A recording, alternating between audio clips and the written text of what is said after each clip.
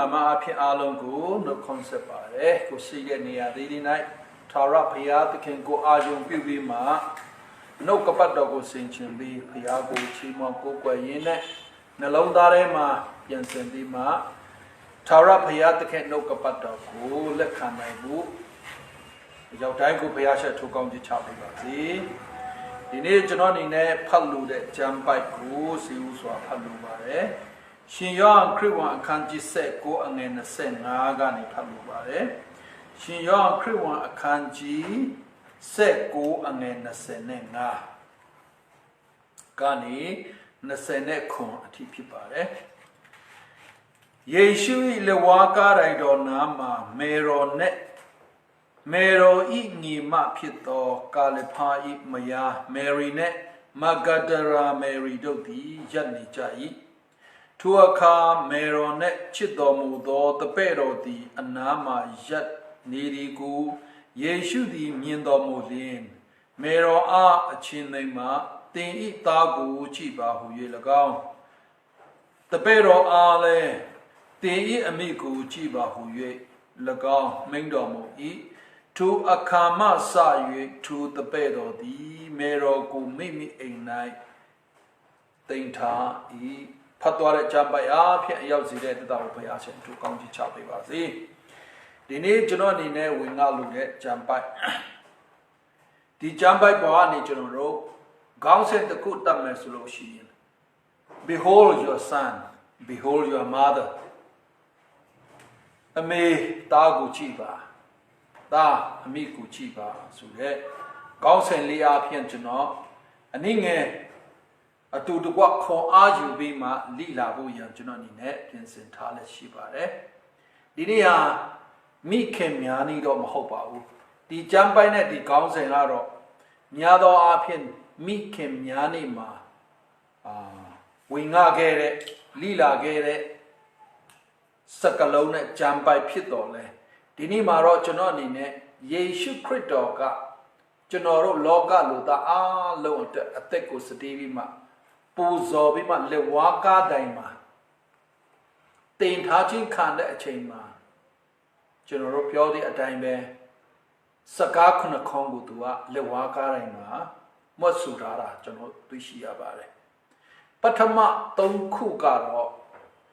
မနေ့9နာရီကနေ12နာရီကြာအမောင်ထုမကြခင်မှာသခင်ယေရှုကပြောလိုက်တဲ့စကားပထမကဘာလဲဆိုတော့ကျွန်တော်တို့လိလာခဲ့ပြီးပြီအပြစ်လွတ်ခြင်းတရားအိုးအဖသူတို့အပြစ်ကိုလွတ်တော်မူပါဆိုပြီးမှယေရှုရဲ့နှုတ်ကနေထွက်တဲ့ပထမစကားလုံးဖြစ်ပါတယ်ဒုတိယကကယ်တင်ခြင်းစကားလုံးဖြစ်ပြီးမှဒီနေ့တင်တဲ့အတူပါရဒိတုပေါ်မှာအတူနေမယ်ဆိုပြီးမှကယ်တင်ခြင်းပေးတဲ့ကဲတင်ရှင်ရဲ့စကားဖြစ်ပါတယ်တတိယကချစ်ချင်းမေတ္တာစကားဖြစ်ပြီးမှတာအမိကြားတဲ့၌ဖယားသခင်ကလူတိုင်းသိစီလူတဲ့စကားလုံးကိုသခင်ယေရှုကလက်ဝါးကားတိုင်းမှာမွတ်ဆိုလိုက်တဲ့စကားဖြစ်တယ် Behold your son behold your mother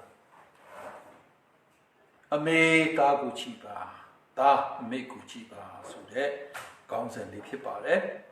1999ခုနှစ်စက်တင်ဘာလ6ရက်နေ့မှာကဘာမှာတကဘာလုံးကိုစိတ်တုန်လှုပ်ခြောက်ခြားစီတဲ့ဖြစ်ပျက်လေးတစ်ခုရှိခဲ့ပူပါတယ်အဲ့ဒီအရာကဘာလဲဆိုတော့အင်္ဂလန်နိုင်ငံမှာဘုရင်မဖြစ်တဲ့Elizabeth Queen Elizabeth ရဲ့ချွေးမဖြစ်တဲ့ Diana ကိုကား accident အဖြစ်ရုတ်တရက်တည်သွားခဲ့တယ်အဲ့ဒီချိန်မှာသူတို့ကတော်ဝင်မိသားစုဖြစ်တဲ့အတွက်ကြောင့်နာမည်လည်းကြီးတဲ့အတွက်ကြောင့်ကမ္ဘာနိုင်ငံအသီးသီးကနေပန်းခွေအမြောက်များစွာကိုပို့ကြတယ်လူကိုယ်တိုင်လည်းလာရောက်ကြတယ်နာမည်ကြီးအဆူတော်မှအစားရရုပ်ရှင်မင်းသားနာမည်ကြီးသောပုဂ္ဂိုလ်များအားလုံးကလည်းလွမ်းသူပန်းခွေညာချကြပါတယ်တထေးတကြွေအရာရှိလူကြီးများ လူကြီးလူကောင်းများမြောက်များစွာကပန်းခွေချထားတဲ့အခါမှာကွင်းပြင်တစ်ခုလုံးကိုပိလောက်အောင်နော်လွန်းတို့ပန်းခွေအများကြီးတွေ့ရတယ်မယုံဘူးဆိုရင်အခုလဲ YouTube ကိုဝင်လိုက်ပါဒိုင်ယာနာရဲ့သူ့ရဲ့ဂျာဗနာစီဝေးကိုကောင်းစင်တက်ပြီးမှနှိပ်လိုက်ပါပန်းခွေမနဲ့အများကြီးရှိတယ်အဲ့ဒီနေရာမှာပန်းခွေအပေါ်မှာလူတွေကစာရေးစရာများကဗျာစရာများကိုအကူငီတောင်းပြီးမှစကလုံးလာလေးကဗျာဆန်းဆန်းတကယ်အတူတကွဝမ်းနေတဲ့အကြောင်းသူ့ကိုဂုဏ်ပြုတဲ့အကြောင်းစကလုံးလာနိုင်တဲ့လောက်ကောင်းနိုင်တဲ့လောက်ကောင်းဖွဲ့နှွဲပြီးမှရေးထားတာအများကြီးရှိနေတယ်အဲ့ဒီကြားထဲမှာအတူဆုံးစကလုံးနဲ့အထီရောက်ဆုံးလူဒီအားလုံးရဲ့စိတ်ကိုအနိုင်ဆုံးစကလုံးရေးထားတာပန်းခွေတစ်ခုရှိတယ်အခြားအရာကိုဘယ်သူကစိတ်မဝင်စားတော့ပဲတဲ့ဒီလွမ်းတို့ပန်းခွေကိုပဲအာယုံစိုက်ပြီးမှမျက်ရည်တပေါက်ပေါက်ကြတဲ့ပန်းခွေတစ်ခုအဲ့ဒီပန်းခွေဘယ်သူပေးထားတယ်လဲဆိုတော့သူ့ရဲ့သားနှစ်ယောက်ဖြစ်တဲ့ဝီလျံနဲ့ဟန်ရီတို့ရဲ့ပန်းခွေဖြစ်တယ်အဲ့ပန်းခွေပေါ်မှာသူတို့ဗာရေးထားတယ်လဲဆိုတော့စကလုံးအကြီးကြီးနဲ့ MOM mom ဆိုပြီးမှအဲ့ဒီစကလုံးပဲရေးတယ်လူတွေအားလုံးကအဲ့ဒီစကလုံးကိုတွေ့တဲ့အခါမှာဒါလေးနှစ်ယောက်ကအဲ့ဒါကိုတော့ချတဲ့အခါမှာလူတွေအားလုံးမျက်စိထဲမှာမျက်ရည်ဝဲပြီးမှတကယ်နာမည်ကြီးတဲ့ပန်းခွေတစ်ခုဖြစ်လာခဲ့တာကျွန်တော်တွေ့ရှိရတယ်ဒီအကြောင်းအရာကိုကျွန်တော်ကြည့်ခြင်းအားဖြင့်လူတွေအားလုံးကိုစိတ်ကိုနိုင်စေတဲ့စိတ်ကိုလွမ်းမိုးနိုင်သောစကားလုံးဟာကိုယ့်ရဲ့မိခင်အရင်အပေါ်မှာရေးလိုက်တဲ့ mom အမေဆိုတဲ့စကားလုံးဟာကြားတော်သူအားလုံးမြင်တော်သူအားလုံးအတွက်စိတ်ကိုလွမ်းမိုးနိုင်တဲ့ဆွဲဆောင်နိုင်တဲ့စကားဖြစ်ပါတယ်ထိုနည်း၎င်းပဲသားဒါမှမဟုတ်သမီးတစ်ယောက်အနေနဲ့ကိုယ့်ရဲ့အတွင်းထဲကနေအချိုမိန်ဆုံးစကားတစ်ခွန်းအပါလဲဆိုတော့ကျွန်တော်တို့မိခင်အပေါ်မှာကျွန်တော်ဘာမှမလုပ်ပေးနိုင်တာကိုစိတ်သွားလိုက်ဘာမှမလုပ်ပေးနိုင်ဘူးဒါပေမဲ့တန်ဖိုးအရှိဆုံးနဲ့မေတ္တာစကားအကြီးမားဆုံးအနဲ့နည်းဆုံးစကားလုံးကပါလဲဆိုတော့မမ်ဆိုတဲ့အမေဆိုတဲ့စကားလုံးလေးပဲကျွန်တော်အနေနဲ့လည်းအမေဆုံးသွားတာမကြသေးပါဘူးကျေးဇူးတော်ကြောင့်နှစ်ပေါင်းများစွာဘုရားရှင်အမေနဲ့အသက်ရှင်ခွင့်ကိုပေးတယ်ဒါပေမဲ့နေတဲ့နေရာကအလံဝေးတဲ့အတွက်ကြောင့်တလမှတစ်ခါမဆက်ဖြစ်တဲ့တော့ချိန်တော့ရှိနေပြီမဲ့စူးစမ်းပြီးမှကျွန်တော်တလမှတစ်ခါဖုန်းဆက်တယ်အမေဘာမှထူးထူးတွေပြောဖို့မဟုတ်ဘူးအမေရဲ့စကားတန်ကိုကြားကျင်လို့ပါဆိုပြီးကျွန်တော်အမေကိုဖုန်းဆက်တယ်အဲ့ဒီနေရာမှာအမေနေကောင်းလားဆိုတဲ့စကားလုံးထွက်တဲ့အရာကိုကျွန်တော်အထဲမှာအချို့ဝင်ဆုံးစကားဖြစ်တယ်ထိုနည်း၎င်းပဲမိခင်အတွက်လည်းကိုယ့်ရဲ့ကိုကနေမွေးဖွားလာခဲ့တဲ့သားတစ်ယောက်သမီးတစ်ယောက်နေနဲ့အမေလို့ခေါ်လိုက်တဲ့စကားတန်ကမိခင်များအားလုံးအတွက်အချို့ဝင်ဆုံးစကားဖြစ်တယ်ကြားတော်သူအားလုံးရဲ့စိတ်ကိုနိုင်စေသောစကားလည်းအဲ့ဒီစကားပဲဖြစ်ပါတယ်အဲ့ဒီစကားလုံးကိုသခင်ယေရှုကလည်းဝါကားတိုင်းမှာတတိယမိမခဲ့တဲ့စကားတိုင်းမှာအမေဆိုပြီးမှလက်ဝါကားတိုင်းမှာမှတ်စုထားတာကျွန်တော်သိရှိရတယ်ကျွန်တော်ကျမ်းစာကိုကြည့်တဲ့အခါမှာသခင်ယေရှုကိုယ်တိုင်ကပြောလဲဆိုတော့ရှင်ယောဟန်ခရစ်ဝင်ခန်းကြီးဆက်နဲ့နောက်ဆုံးအငယ်40လားအဲ့ဒီ40နဲ့50ယေရှုကပြောလဲဆိုတော့ ngà biểu trên đấy sự cả ngà họ trên đấy ai cũng ngà sâu sâu họ làm họ à phê à phá camera biểu gì lưu đó sự cả à phê khai đấy sự cả của bên ngà biểu raဖြစ်đấy lệ hóa cá này mà thì sắc cái lông của thoát đấy khám mà phải ya tất cả nó lâu đó đấy cái này xây thoát đấy à phê phải ya tất cả của人cả biểu gì biểu thoát khai lại đấy sắc cái lông mà lệ hóa cá này ngà đi à mấy số mà khó lại đấy sự cả tàn kia đã chăng đi đi ha cho nó rồi mi kim nhà này mà hậu đó lại phải ya tất cả sách nó lâu đó đấy cái này xây thoát là đấy ta đó mi nhà này nè anh mà xí đấy cô ye mi kim à mấy lúc mà nét chơi ní lệ nhá nô sẽ bị mà mà lúc bị này vậy này mà về bị này vậy này thà lại rồi à mấy đi nhá ấy biểu ye là ní lệ mà mấy sa chú ye là bị lúc xin nhá ấy àวันya mấy chuyện mà à mấy good night rồi mà ấy sắc cái lông của biểu đấy lu ở chỗ ta đó mình nhà chỗ chú mình giống sắc cà phê đó cha đấy mi khét chỗ đấy à con sông siwa hết đấy tất cả alo của chân biểu chuyện này tiền em mà từ trên lúc đi mà con bố rồi về yoga lấy số ra lấy biểu bố rồi tu mà từ trên lúc anh nói này vì mà tất cả không hết đấy rồi cha ai thế cô yeအတွင်းနှလုံးသားနဲ့ထွက်လာတဲ့မေတ္တာစကားလုံးနဲ့ပေါင်းရည်ထားတဲ့အမေဆိုပြီးမှမနဲ့နေ့လေညစကားပြီးနှုတ်ဆက်လိုက်ပါထူးခြားလာမှာကိုကျွန်တော်ပြောပြလို့ချင်းဖြစ်ပါတယ်။ဘာဖြစ်လို့လဲဆိုတော့ဒီစကားဟာ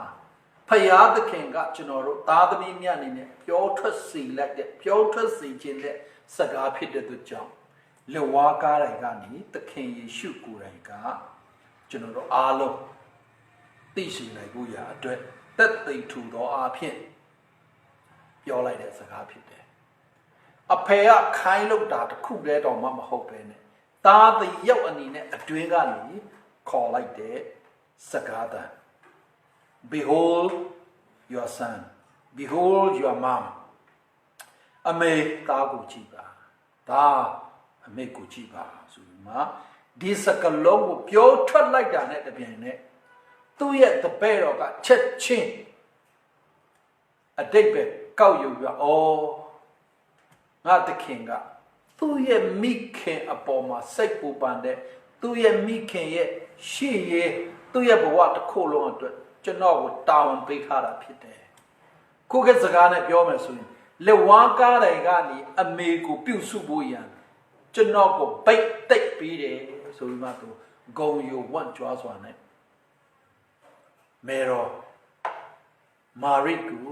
တည်တဲ့အထိယောဟန်ကသူ့အိမ်မှာပြုစုဆောင်ရှောက်တယ်လို့ကျွန်တော်တို့ကျမ်းစာကနေကျွန်တော်တို့သိရှိရတာဖြစ်တယ်။ဒါကြောင့်ကျွန်တော်အားလုံးကိုခွန်အားပေးခြင်းတယ်။သခင်ယေရှုကိုယ်တိုင်က Earthly Mother ဒီလောကရဲ့လိုက်ဒီလောကမှာခက်တာခဏလူပေါင်းလောကတဲ့ကိုဝင်တဲ့အခါမှာသူ့ရဲ့ဝိမိခင်ကိုအမေဆိုပြီးမှလက်ဝါးကားတဲ့ကနေမတ်စုဒီညီသူကျွန်တော်တို့ညီနဲ့လည်းကိုယ့်ရဲ့ဝိမိခင်ကိုအမေလို့ခေါ်ကြပါတခါတလေကျွန်တော်တို့လူကလေးအမေဖြစ်လာပြီကလေးအဖေဖြစ်လာပြီအသက်ကလူငယ်အရွယ်ရောက်လာတဲ့အခါမှာကိုယ့်အမေကိုသူများကြတာအမေလို့ခေါ်ရဖို့ရအတွက်တခါတလေရှက်တဲ့လူရှိတတ်ပါတယ်သူကိုယ်တိုင်ကလည်းအသက်ကြီးနေပြီသူ့အမေအသက်ကြီးရင်ပြီးတော့အမေကို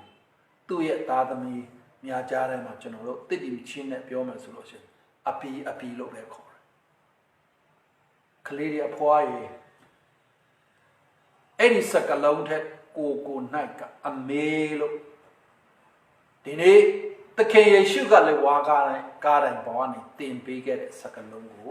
အားလုံးလက်သိကျင့်သုံးနိုင်ဖို့အရောက်တိုက်ကိုဘုရားချက်ထုတ်ကောင်းကြီးချပေးပါစေကျွန်တော်လူငယ်ဘဝနော်လူငယ်ဘဝအသက်30ကျော်အထိ ကျွန်တော်အဖေလည်းအသက်ရှင်သေးတယ်ပြီးလို့ရှင်ကျွန်တော်ကျမ်းစာကြောင်တက်နေတဲ့အချိန်မှာကျွန်တော်အဖွာလည်းအသက်ရှင်သေးတာဖြစ်တယ်အဲ့ဒီကြားထဲမှာကျွန်တော်ညက်ပြီးမှပြောမယ်ဆိုရင်ကျွန်တော်မွေးမိခင်ကသူ့ရဲ့ရောက်ခမလည်းရှိတယ်သူ့ရဲ့ချွေးမလည်းရှိတယ်၃ယောက်ကြားထဲမှာကြားမာနေပြီးမှရောက်ခမမျက်နှာနဲ့ချွေးမမျက်နှာကိုရယူပြီးမှတည်တဲ့အထိကျွန်တော်တို့အိမ်မှာပဲအသက်ထွက်သွားတာဖြစ်တယ်ကျွန်တော်ပြောလို့တဲ့ဒီနေရာမှာကျွန်တော်အဖေကြီးနေပြီမီးလဲရနေပြီအဖေကမီးလဲရနေပြီကျွန်တော်အဖွားကိုကျွန်တော်တို့သားသမီးများသူ့ရဲ့သားသမီးများရှိမှာအမေလို့ပဲခေါ်လိုက်တခါတလေဟာဆိုတော့ကျွန်တော်တို့မျက်လုံးအစပိုင်းမှာတော့မျက်လုံးပြူမှာကြည့်တယ်အဖေကလည်းစပင်ကဖြူနေပြီအဲ့ဒီအဖေကတယောက်အမေလို့ခေါ်လိုက်တယ်အဲ့ဒါကြားတော့သားသမီးများအားလုံးအတွက်တကက်အမေအပေါ်မှာကျွန်တော်တို့ကိုယ့်ရဲ့မွေးမိခင်အပေါ်မှာဘယ်လောက်မေတ္တာကိုထပ်ပြီးမှခံစားတယ်လဲဆိုတော့အဲ့ဒီစကားလုံးကနေကျွန်တော်ကြားရတာဖြစ်တယ်ပြောချင်တဲ့အဓိကကတော့ကျွန်တော်တို့အမေဆိုတဲ့မိခင်ကိုအမေလို့ပဲဆက်ဆက်ခေါ်ပြီးမှကိုယ့်အတွက်ချုံမိန်တဲ့ခွန်အားဖြစ်တယ်လို့ကိုယ့်ရဲ့မိခင်အတွက်လည်းအကောင်းဆုံးသောစေခွက်ဖြစ်တယ်ကြားတော်သူအခြားလူမျိုးများအတွက်လည်းတကယ်တည်ဆောက်စရာဖြစ်တယ်ဒါကြောင့်ဒီနေ့မှာသခင်ယေရှုကိုယုံကြည်တော်သူမှန်သမျှအားလုံးဒီကိုယ့်ရဲ့မွေးမိခင်ကိုဂုဏ်ပြုတတ်ဖို့ကျွန်တော်အနေနဲ့ပြောလို့ချင်းဖြစ်ပါတယ်ဟုတ်ပြီကျွန်တော်တို့အနေနဲ့နံပါတ်1ကအချိုမိန်ဆုံးနဲ့တကူအခြေမဆုံးကမွေးမိခင်အပေါ်မှာသားသမီးများကကိုယ့်ရဲ့မိခင်အရင်ကိုအမေလို့ခေါ်လိုက်တဲ့အရာကအချိုမိန်ဆုံးနဲ့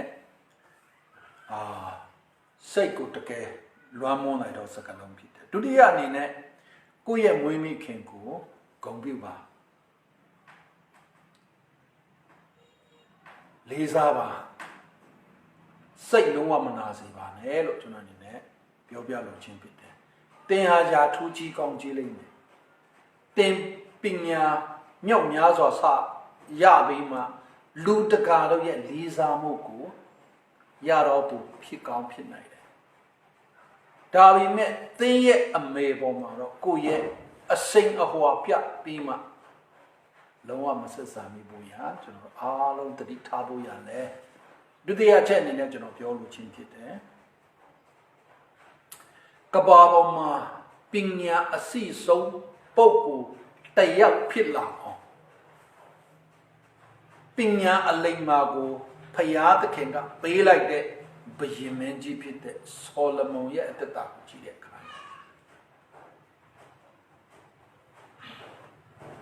သူဘုရင်ဖြစ်နေပြီလူတွေအားလုံးရဲ့လေးစားမှုလည်းသူရတယ်သူရဲ့အိမ်နီးနားချင်းနိုင်ငံမြောက်များစွာထဲမှာလည်းနာမည်ရပြီးမှငြိမ်းချမ်းစွာနိုင်ငံအသီးသီးနဲ့ဆက်သွယ်ပြီးမှတကက်နာမည်ကြီးပညာရှိသောပုဂ္ဂိုလ်တစ်ပါးနော်သူရဲ့ဇာဇပလင်ဆိုတဲ့သူရဲ့ထိုင်ခုံပေါ်မှာထိုင်တဲ့အခါမှာဘယ်လောက်လှပါတယ်လဲသူရဲ့အင်ဂျီမှာအစားရသူangry ပေါ့angry တကယ်ဘယ်လောက်ရှိတယ်လဲဆိုတာသခင်ယေရှုကိုယ်တိုင်ကပုံဥပမာပြောတဲ့အခါမှာဆောလမုန်နန်းတော်ထဲမှာသူထိုင်တဲ့အရာနဲ့အမဲတန်ခိုင်းနိုင်ပြီးမှတရားဟောတာကျွန်တော်တွေ့ရှိတယ်အဲ့ဒီအလိမ္မာဆုံးပုဂ္ဂိုလ်က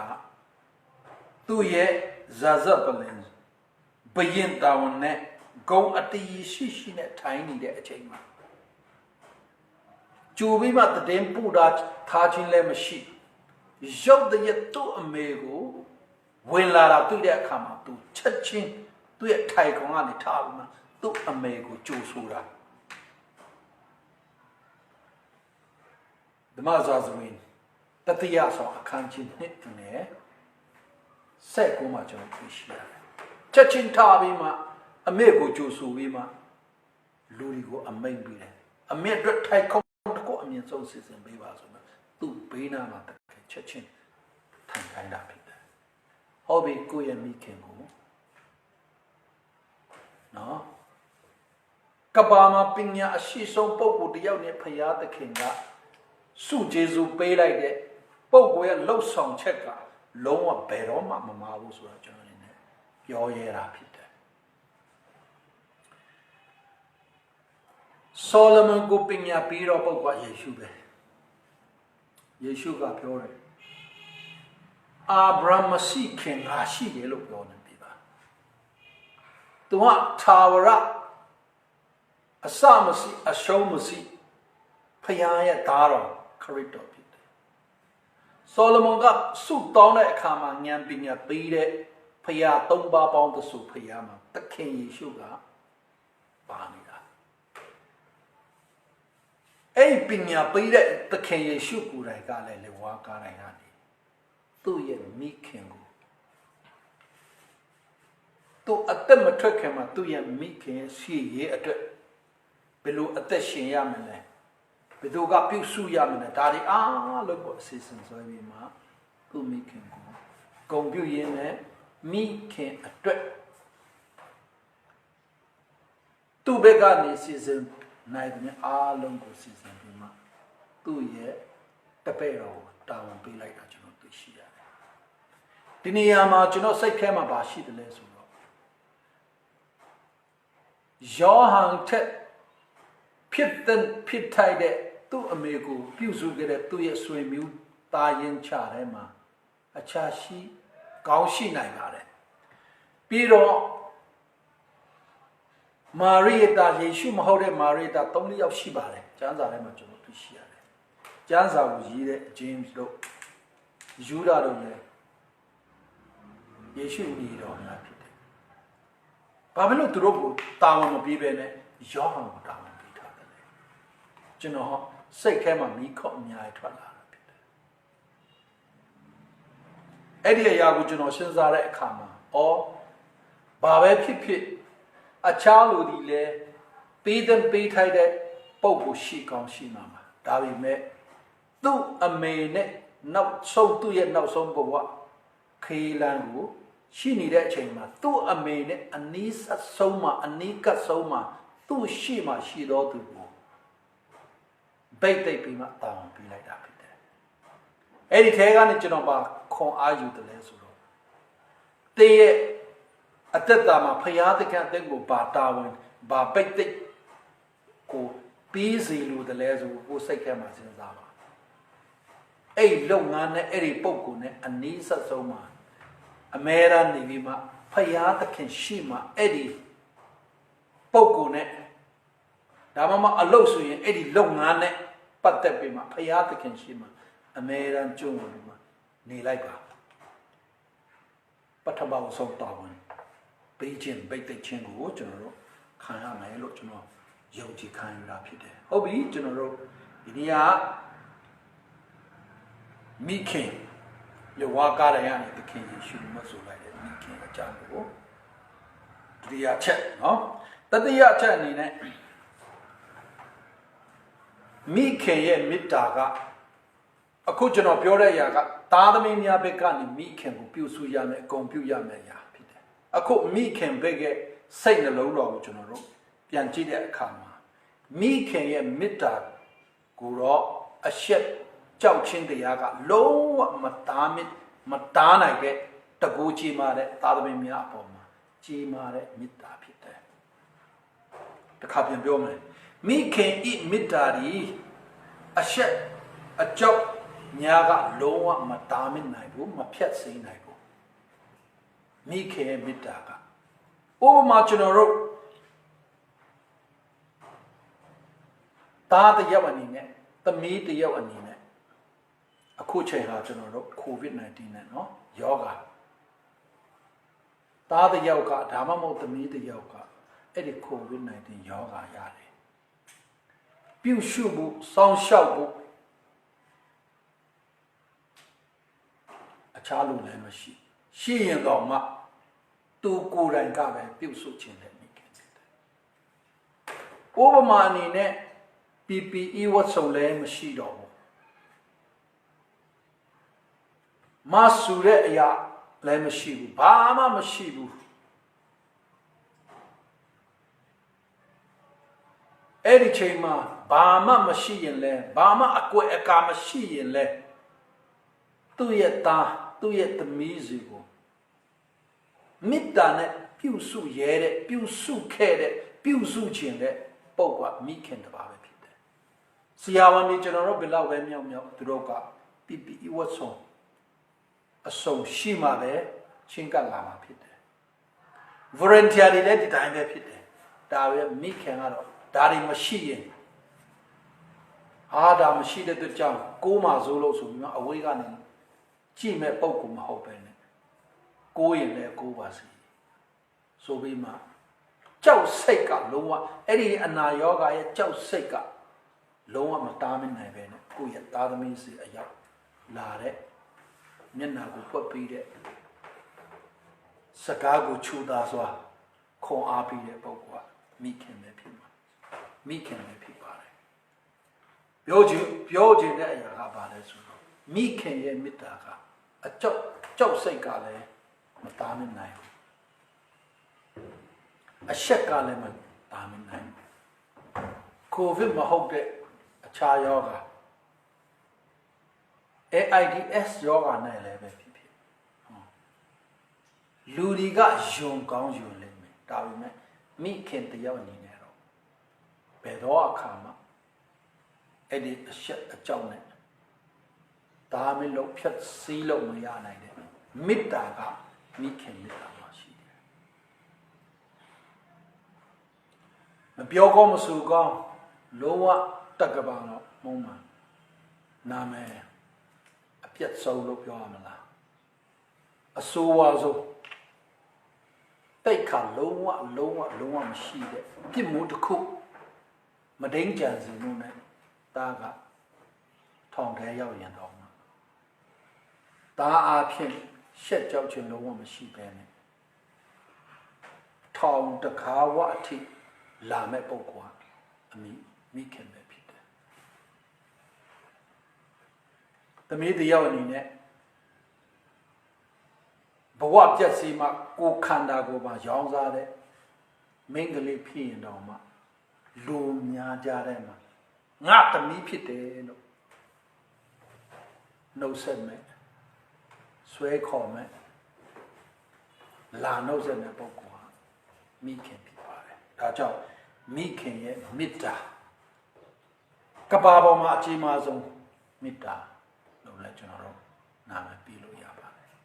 အဲ့ဒီတစ်ဖက်ကနေကျွန်တော်ပြန်ကြည့်တဲ့အခါမှာဖယားသခင်ကကြားစာထဲမှာပြောတယ်မိခင်တယောက်ကသူ့ရဲ့နှုတ်ကိုဆုတဲ့ကလေးသားသမီးကိုမိနိုင်တယ်လို့တဲ့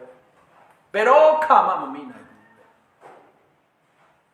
မိခင်ရဲ့မေတ္တာနော်မိခင်နဲ့သားသမီးကြားထဲမှာမေတ္တာကမိခင်မေတ္တာကဘယ်လောက်ကြီးမားလဲအမေကအဝေးတနေရာမှာရောက်တယ်အိမ်မှာကိုယ့်ရဲ့ကလေးကနှုတ်စာနေပြီဆိုတာသူရှိတဲ့နေရာမှာသူသိတာပဲတချို့ကလည်းပြောတယ်မိခင်တယောက်အပေါ်မှာရှိတဲ့အာယုံက6ပါးရှိတယ်6ပါးရှိတယ်လို့ငါပြောခြင်းတယ်လို့ပြောတယ်လို့မိခင်တယောက်ရှိတယ်ကိုယ့်ရဲ့ကလေးတွေနေမကောင်းတဲ့အခါမှာပဲသူတို့ရဲ့နှုတ်ကြွေးတော့ခါ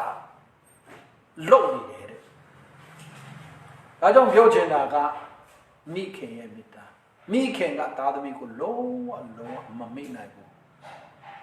မိလို့ကိုမရတဲ့မိခင်ရဲ့မေတ္တာဘုရားသခင်ကဓမ္မဟောင်းကျမ်းထဲမှာလည်းပြောထားတယ်မိခင်တယောက်ကသူ့ရဲ့နှူးဆုကလေးကိုမိနိုင်မလို့ဆက်ပြောတဲ့စကားလုံးကဘာလဲဆိုတော့မိနိုင်ရင်တော့မှမိခဲ့ရင်တော့မှငါထာဝရဘုရားသခင်ကသင်ကိုလုံးဝမမိ မိခင်ရဲ့မေတ္တာတဲ့ပူကြီးမာတဲ့ဖရာသခင်မေတ္တာရင်ခွင်ထဲမှာကျွန်တော်တို့နေနေတာဖြစ်တယ်ဟာလေလုယာအခုချိန်ကကျွန်တော်တို့ဖရာသခင်မေတ္တာကိုတာရကြီးမာတဲ့အကြောင်းကိုလည်းကျမ်းစာထဲမှာကျွန်တော်သိရှိရပါတယ်နောက်ဆုံးအနေနဲ့သခင်ယေရှုကိုယ်တိုင်ကမိခင်ရဲ့မေတ္တာအဖခမဲတော်ရဲ့စိတ်နှလုံးထဲကနေစီးထွက်လာတဲ့လူတွေကိုသိစေလူသောအရာအနေနဲ့လက်ဝါးကားတိုင်းမှာစကလုံးများမပြောခဲ့ဘူးတတိယမြောက်၌ပြောလိုက်တဲ့စကားဒီနေ့တင်ဟာစစ်မှန်တဲ့ခရိယန်ခရစ်တော်ရဲ့တပည့်အမှန်ဖြစ်တယ်ဆိုရင်ကိုယ့်ရဲ့မွေးမိခင်ကိုဂုဏ်ပြုပါစိတ်မနာစေနဲ့မိခင်မေတ္တာနဲ့အသက်ရှင်တယ်လို့မိခင်အပေါ်မှာလည်းမေတ္တာပြန်သုံးပြန်တော့ဖယားစကားနားထောင်တဲ့ပုံကူများဖြစ်ဖို့အရောက်တိုင်းကိုဘုရားဆက်ထူကောင်းကြီးချပေးပါလေ